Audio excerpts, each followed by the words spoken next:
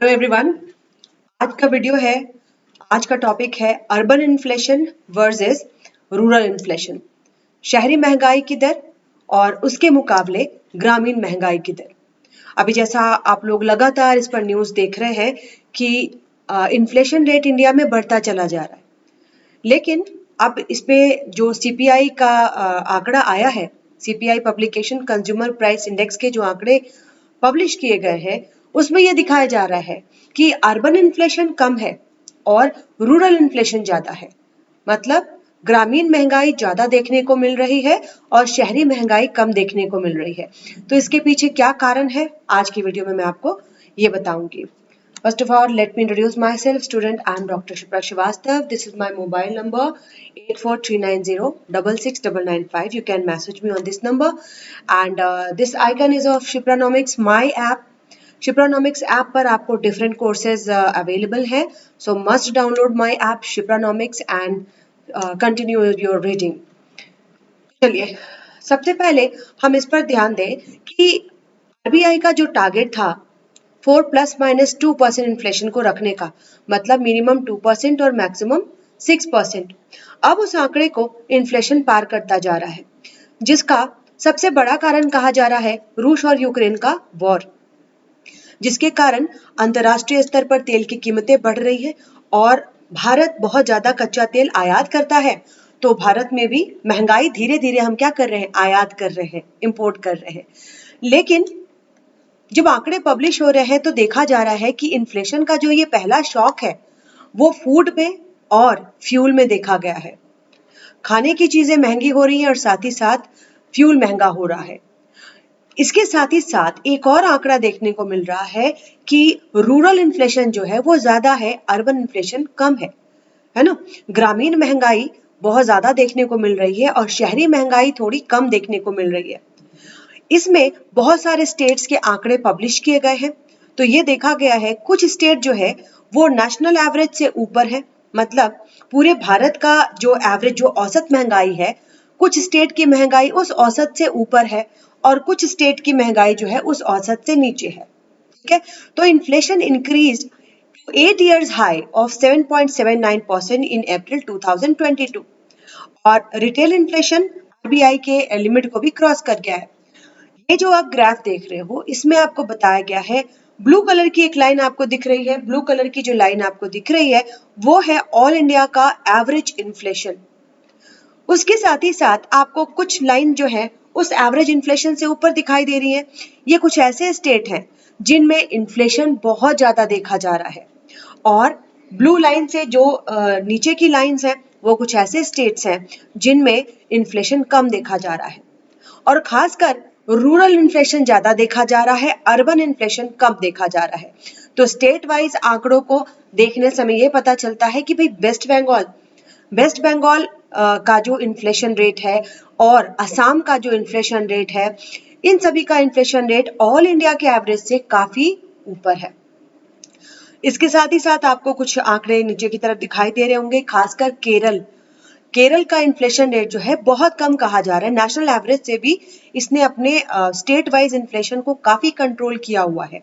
साथ ही तमिलनाडु एंड कर्नाटका, तो ये डिफरेंस क्यों आ रहे हैं, इसके पीछे क्या कारण है उसको मैं आपको बताऊंगी। केरल, आंध्र प्रदेश एंड कर्नाटका, तमिलनाडु, पंजाब और दिल्ली, इन जितने स्टेट एंड यूटीज हैं, इनका जो इन्फ्लेशन रेट है वो नेशनल इन्फ्लेशन रेट से कम है। क्योंकि देखो ये जो है खासकर कुछ अर्बन एरियाज है ना, यहाँ पर रूरल एरियाज कम है, अर्बन एरियाज ज्यादा है। जो भी ग्रामीण क्षेत्र होता है, ग्रामीण क्षेत्र में प्राइमरी एक्सपेंडिचर हम किस पर करते हैं, फूड पे करते हैं, फ्यूल पे करते हैं, एजुकेशन पे करते हैं और हेल्थ पे करते हैं। बहुत ही कम हम सर्विस सेक्टर पर खर्च देखने को मिलता है रूरल एरियाज में। ठीक है, अर्बन एरियाज जो होते हैं, जो शहरी क्षेत्र हमारे होते हैं, वहां ज्यादातर जो खर्च देखने को मिलता है वो सर्विस सेक्टर या सेवा क्षेत्र में मिलता है। तो आंध्र प्रदेश हो गया, केरल हो गया, कर्नाटक, तमिलनाडु, दिल्ली, पंजाब, इन सभी में लोअर इन्फ्लेशन रेट देखने को मिल रहा है, नेशनल एवरेज से कम देखने को मिल रहा है। पहला कारण तो ये हो सकता है। दूसरा कारण स्टूडेंट ये हो सकता है कि यहाँ पर जो पब्लिक डिस्ट्रीब्यूशन सिस्टम है, सार्वजनिक वितरण प्रणाली, सरकार के द्वारा मार्केट रेट से कम रेट पर खाद्य पदार्थों का वितरण किया जाता है। सार्वजनिक वितरण प्रणाली जो national food security act 2000 national food security act के अंतर्गत 3 प्रोग्राम चलते हैं, मैं कई बार बता चुकी हूँ। एक मिड डे मील स्कीम है, इंटीग्रेटेड चाइल्ड डेवलपमेंट सर्विसेज है और पब्लिक डिस्ट्रीब्यूशन सिस्टम है।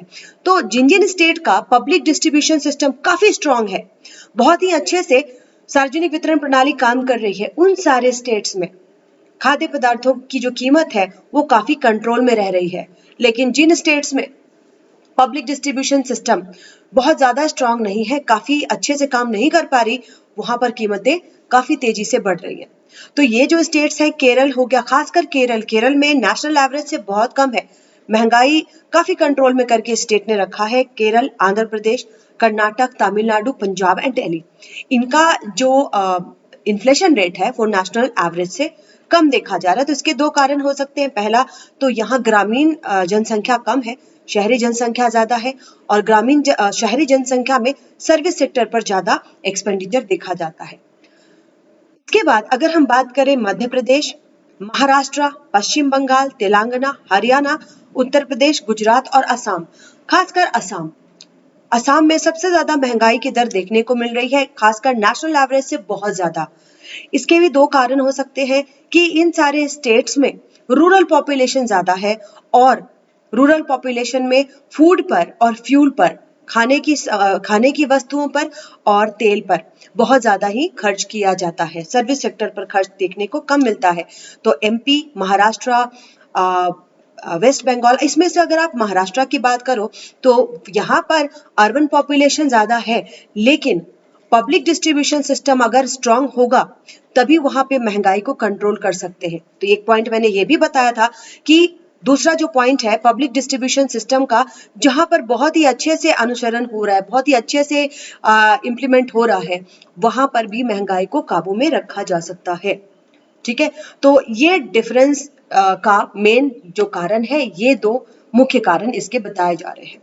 Possible reason behind it: cushion of subsidies routed through the public distribution system across income levels. Also, states with lower urbanization spends more on fuel and food, whereas state with more urbanization spends on high share of services. So, the poor part spends approximately 62 to 80%. ये आंकड़ा भी publish किया गया है कि जो rural areas है वहां पर 62 से 80% खर्च किया जाता है फूड पर, फ्यूल पर, हेल्थ पर एंड एजुकेशन पर। लेस ऑन सर्विस सेक्टर, बहुत ही कम सर्विस सेक्टर पर एक्सपेंडिचर किया जाता है, जिस वजह से urban population and rural urban inflation और रूरल इन्फ्लेशन में ये डिवाइड देखने को मिल रहा है।